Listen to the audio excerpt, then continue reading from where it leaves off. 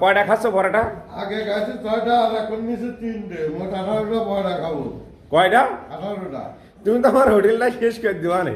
এখন জানিস না, এখন আমার পেটে খিদে, হ্যাঁ, আমি খেয়ে যাবো। তা তুমি কি এইভাবেই খাবা? হ্যাঁ, আব্দুল সালাম এ কি করবে?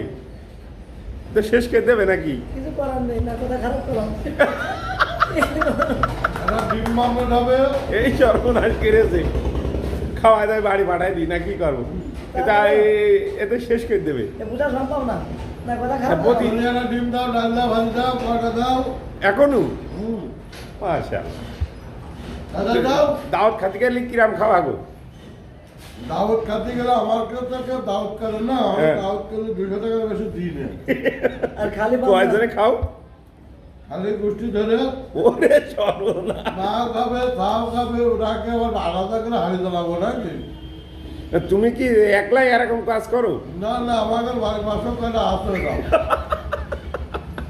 অসাধারণ। তুমি কি তাকে দেখে আরো শুরু করেছো না তোমার কায়দাই করেছো? হ্যাঁ, হ্যাঁ, তুমি ওকে দেখে শুরু করেছো দাও, যে ওরা দাও। যদি পারে আমি পারবো না কে? হ্যাঁ, ডাল দাও, ঝোল দাও, করতে পারে ধরে দাও। আর এই যে শুনছিলাম কিস্তিতে কি করে নাকি? আরে বাবা, তো কিস্তি দেওয়া আমি ঘুমোতে পারছি না। হ্যাঁ, প্রতি সপ্তাহ 8,000 করে কিস্তি। কিস্তি আলাদা করে গলা ধরে দিতে হবে না। আর এই যে না লোন তুলে টাকা তুমি কি করো? ও দাদা, তখন আমি 10 কেজি করে গরু গোস্ত কিনি। 10 কেজি? আর শুনলাম তো তুমি নাকি কি লোন তুলে কয়দিন বলে কাজ বন্ধ করছো, কারণ নাকি? ওই 2 মাস বন্ধ করছি, কারণ খাবার দাবার ঘুরে বেড়ায়। তারপরে কিস্তির টাকা দিবা।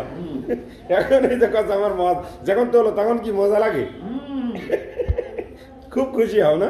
এখন খুব খুশি ঈদের থেকেও।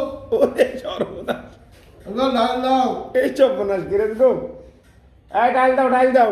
ডাল দাও, তাড়াতাড়ি দাও, দুটো ঠান্ডা হয়ে গেল। সুপ্রিয় দেশবাসী, আপনারা এতবেল পর্যন্ত শুনলেন মোহাম্মদ তরিকুল ইসলাম।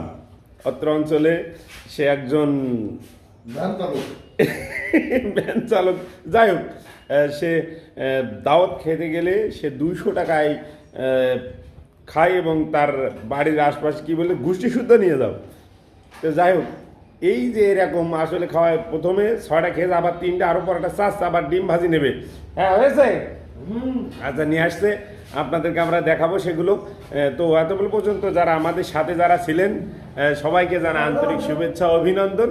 আমার বেস্টের জন্য দোয়া করবেন যে সে যেন ভালোভাবে সবসময় খেতে পারে এবং তার শরীরটা